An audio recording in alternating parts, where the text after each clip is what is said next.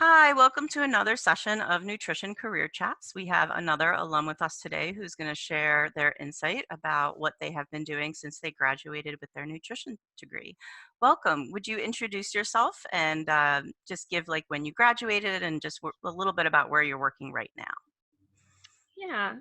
So I'm Julia Burdick. I graduated from UMass on the dietetics track in 2017.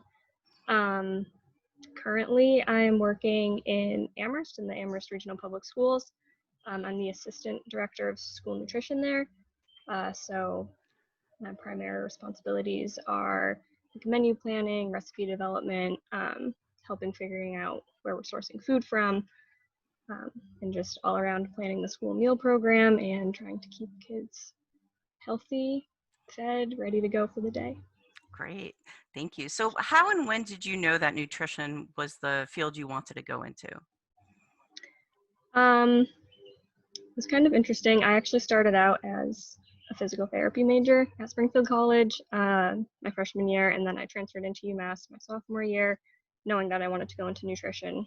After getting like a week-long taste of it in a class freshman year, I was like, this is what I want to do. I changed my mind.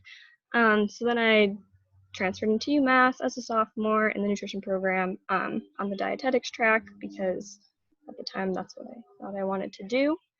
And then kind of throughout my time at UMass, my idea shifted after taking community nutrition. In my junior year, I was like, wow, this sounds like kind of the path I want to go down. And then I started researching and kind of fell for school nutrition and helping just like in the day-to-day life. That's great. So tell me a little bit more about what you're doing for work right now. You started talking about it, and then also how that is looking different for you currently with what's happening with COVID-19. Yeah, so a lot of my work is planning menus, which involves adhering to like the government standards. So we have to keep in mind keeping proteins and grains and fruits and vegetables and fluid milk in every meal. We have to have different colored vegetables, really balancing out nutrients to make sure we have a variety of things. You can serve chicken every single day. Um, so a lot of keeping within those guidelines. Um, After schools closed for COVID, everything kind of went up in the air. As soon as we decided to close, we decided to start providing free meals under a summer food service program. So we're distributing to 7 different sites in Amherst and Pelham. And then UMass Dining actually is taking, I think they also have 7 sites.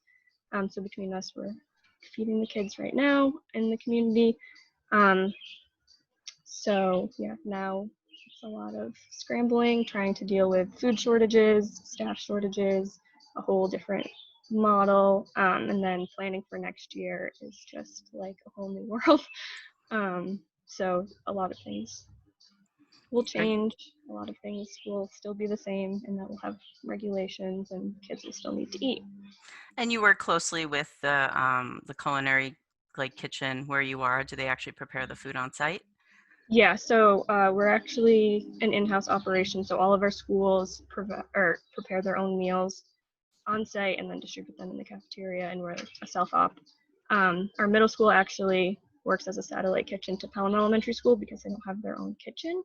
So we do send meals like prepackaged there. So I do work closely with the staff. A lot of the times I'll find myself running down to the school at lunchtime to fill in when we're short staffed, either preparing food or serving a meal or running the register. So we do work really closely. Every school has between like 3 and 7 employees, depending on the size. So the kitchens are like a pretty small staff.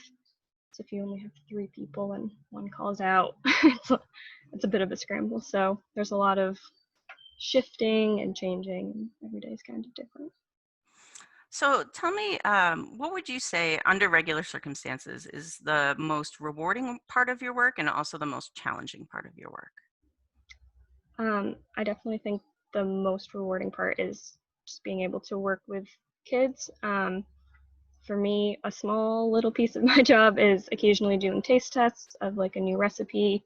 So we go into the cafeterias The kitchen staff will prepare a meal or a side, and I'll get to go into the cafeterias during lunchtime, give kids free samples, get their feedback. They can vote with like a sticker chart if they love it or like it or weren't really a fan of it.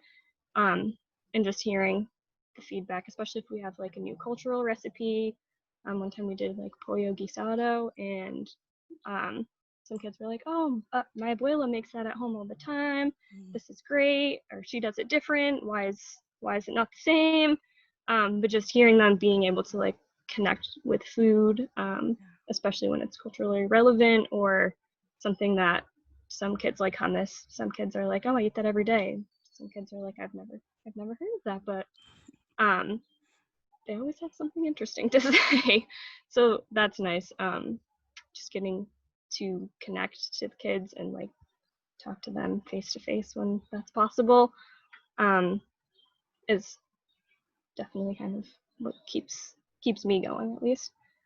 And then the most challenging part, I would say, is just all of the regulations and paperwork and everything. It's like a big giant puzzle sometimes.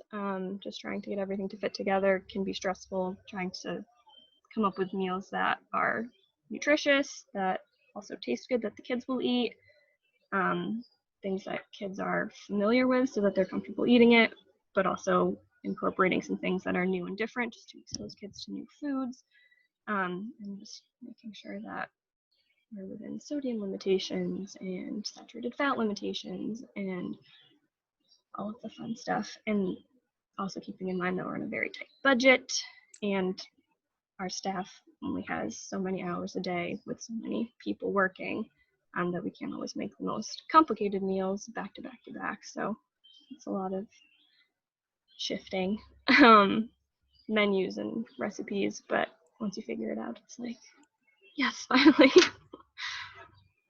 So I know there probably isn't such thing as like one typical day, but kind of if you could walk us through a little bit like what a typical day could look like for you. Yeah, pre-COVID, a normal day Yeah. would be just basically showing up. I have an office that's in our middle school building, so our like administrative office for school food isn't in any of the kitchens. Um, but we have a whole team. It's myself, the director. We also sit with like the school garden coordinator, so we work really closely with Farm to School, which is amazing. Like we can partner with the school gardens. So we're always collaborating with them and trying to figure out ways to get either school garden food into the cafeteria or just other local farmers, um, like distributing to the schools.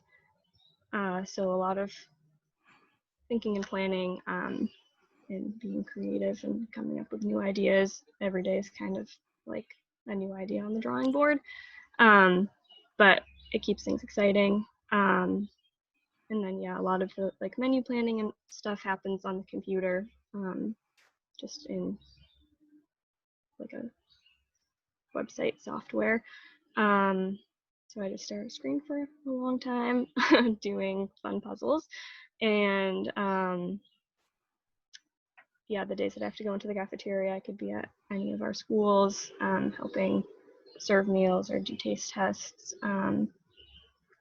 So I would say most of the time it's sitting down doing computer work or collaborating with coworkers in an office setting, and maybe about a quarter of the time it's kind of hands-on, working with food, cooking, or observing. That's great. And you do go around to the different schools you said, right? So you get to actually see that Yeah, implemented. yeah. All right, last question. What advice would you give students who are watching this right now? Either advice you wish you had gotten in college or just advice that now you know is so valuable that you'd love to share. My advice is definitely to keep an open mind, and kind of take any opportunity that might sound interesting, even if it doesn't sound relevant or nutrition related. Like school food, for example, you don't really need to have a nutrition degree Some places require it, some don't. Some directors have like business backgrounds, management backgrounds, and others are like dietitians. Right. So yeah, I would definitely say keep an open mind. I thought that I wanted to do a dietetic internship, and I started filling out all of my applications, and then said, no, this isn't what I want to do. um, and maybe it's something I'll change my mind and go back to as things shift and more jobs require dietetic degrees or registered dietitians. Um, but yeah, I think definitely just keeping an open mind and realizing that your like nutrition background knowledge can be applicable in a lot of different careers. You don't necessarily have to like work in a hospital setting or be like one-on-one um, with clients. Um, and yeah, just take every opportunity you can.